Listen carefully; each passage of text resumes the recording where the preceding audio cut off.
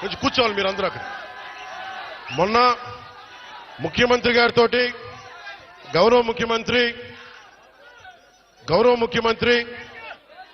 ఒక్క నిమిషం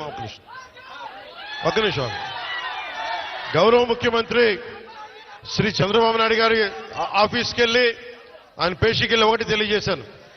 సార్ 70 సంవత్సరాల మనకి స్వాతంత్రం వచ్చిన తర్వాత కూడా ఇంకా పిల్లలు ఇబ్బంది పడతా ఉన్నారు.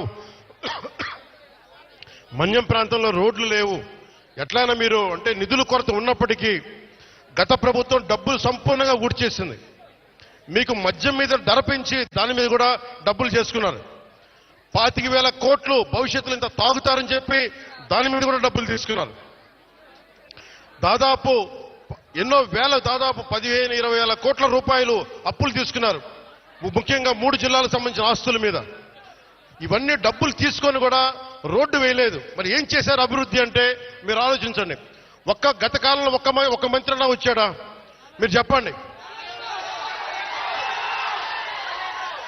ఈ రోజున నేను అధికారం రాకముందు ప్రజల్లో ఉన్నాను. అధికారం వచ్చిన తర్వాత కూడా నేను మీకోసమే పనిచేస్తాను. ఇక్కడున్న యువతకి నేను ఇదే మీకు మాటిస్తున్నాను. ఈ రోజున మన సాలూరు నుంచి నేను ఒకటే మాటిస్తున్నాను. నేను మన మన్యం ప్రాంతాలు యువతకి ఉపాధులు కల్పించేలాగా టూరిజం వైపు కానీ చాలా మంది ఇక్కడికి మీకు ఉపాధి అవకాశాలు కల్పించేలా నేను ఇక్కడున్న స్థానిక రాజకీయ నాయకులు అన్ని పార్టీల రాజకీయ నాయకులతో పాటు మన గిరిజన వర్గ పెద్దలతోటి అందరితో మాట్లాడి ఒక బలమైన పరిష్కార మార్గం తీసుకుంటాం. అందుకే నేను ప్రతి 2 నెలలకు ఒకసారి 3 రోజులు పర్యటన పెట్టుకుంటాను మన జిల్లాలో.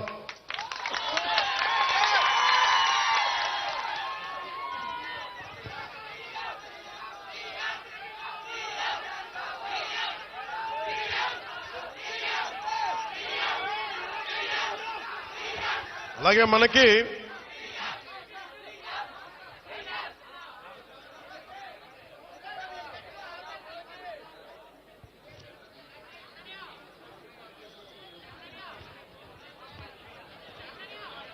ముఖ్యమంత్రి గారికి ఒకటే చెప్పాను.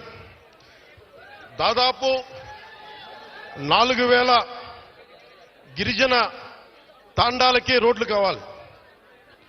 పంచాయతీల క్రమంగా చూసుకుంటే 400 పంచాయతీలే కానీ గ్రామాలను మట్టుకు దాదాపు 4,000 తాండాలు ఉన్నాయి. 20 మంది నివసించేయి, 40 మంది నివసించేయి. ప్రతి ఒక్కరికి రోడ్డు వేయడానికి కష్టసాధ్యం కనుక ముందు మనం 3 విడతల చొప్పున అనుకున్నాం. ముఖ్యమంత్రి గారు నా దృష్టికి తీసుకొచ్చింది, ప్రధానమంత్రి గారి దృష్టికి మేము తీసుకెళ్లబోయేది. ఎక్కువ మంది కనుక మీరు తొందరగా రోడ్లు రావాలి అంటే 20 మంది ఒక చోట కాకుండా కనీసం 200 మంది 300 మంది ఒక చోట మీరు అందరూ ఉండగలిగితే రోడ్లు వెంటనే వచ్చేస్తాయి. కాబట్టి సమస్య ఏమవుతుందంటే జనాభా తక్కువ అవడం వల్ల డబ్బులు కేంద్ర ప్రభుత్వం నుంచి వచ్చేయి మనం అన్ని మిగిల్చుకొని ఈరోజు చేస్తున్నాం. ఈ రోజున మనం నరేగా మీరు ఇలా అరిచి మీ అభివృద్ధి మర్చిపోతున్నారు.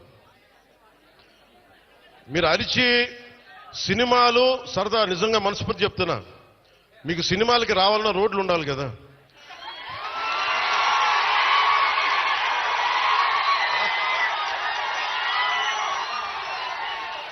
అలాగే మీరు ఉపాధి అవకాశాలు కావాలన్నా డబ్బులు ఉండాలి. డబ్బులు రావాలంటే ఎక్కడి నుంచి చేస్తాం? వెనకాల పెరట్లో చెట్లు కొడితే డబ్బులు వస్తాయా? మనం ఏదో స్కిల్ నేర్చుకోవాలి, ఒక సమర్థత ఉండాలి. దానికోసం మనం సంపూర్ణమైన ప్రయత్నం చేస్తా ఉన్నాం. నేను మీకు ఈరోజు మాటిస్తున్నా, నేను 2017లో చెప్పినప్పుడు మాట ఇచ్చాం, వెనక్కి వెళ్ళాం, నిలబడ్డాం. అలాగే ఈ రోజున ఇంకో మాట ఇస్తున్నాం. గౌరవ ముఖ్యమంత్రి నారా చంద్రబాబు నాయుడు గారి తరపు నుంచి కానీ, కూటమి ప్రభుత్వం తరపు నుంచి కానీ, మన మంత్రివర్గ సహచరులు కానీ, ఎమ్మెల్యేల తరపు నుంచి నేను ఒకటే మాటిస్తున్నా. ఇక్కడికి ఈరోజు వచ్చి రోడ్ల కోసమే రాలేదు నేను. మీ కష్టాలు తెలియాలి, మీ బాధలు తెలియాలి. నేనున్నా ఈ రోజున. అలాగే యువతకి ఉపాధి అవకాశాలు కల్పించాలంటే మీకు ఎలాంటి స్కిల్ మీకు కావాలి, ఇది నేను ఒక 5 సంవత్సరాలు చెప్పట్లా, వచ్చే సంవత్సరం లోపే మీకు ఏమి చేస్తే ఇక్కడ బాగుంటుందో అనేది నేను 3 పర్యాయాలు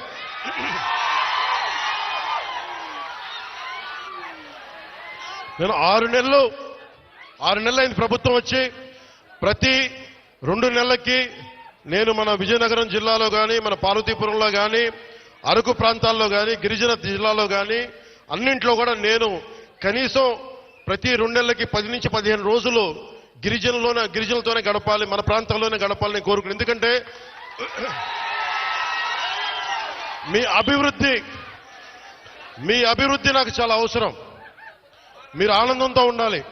70 సంవత్సరాల తర్వాత కూడా ఇంకా మీరు మందులకి, ఇంకా మీరు రోడ్లకి, ఇంకా మీరు ఉపాధి అవకాశాలకి బాధపడుతుంటే చెలించే వ్యక్తి నేనున్నాం, దానికి స్పందించే వ్యక్తి ముఖ్యమంత్రి గారు ఉన్నారు.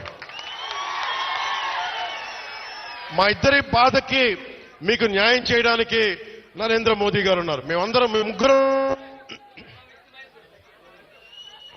ముగ్గురం మీ బాధలను అర్థం చేసుకొని నేను వాళ్ళందరి తరపున క్షేత్రస్థాయిలో మన మంత్రివర్గ సహచరులతో ఎమ్మెల్యేల తరపున అందరితోటి కలిసి నేను ప్రతి గ్రామం పర్యటించి కష్టాలు తెలుసుకొని కొంతమంది పెద్దల్ని పిలిచి అవసరమైతే ఎలాంటి అభివృద్ధి ఇక్కడ అద్భుతంగా ఉంది, చూస్తూ ఉంటే చాలా అద్భుతంగా ఉంది. ఉదాహరణకి ఇలాంటి ఇల్లున్న చోట మంచి ఇల్లు చేసి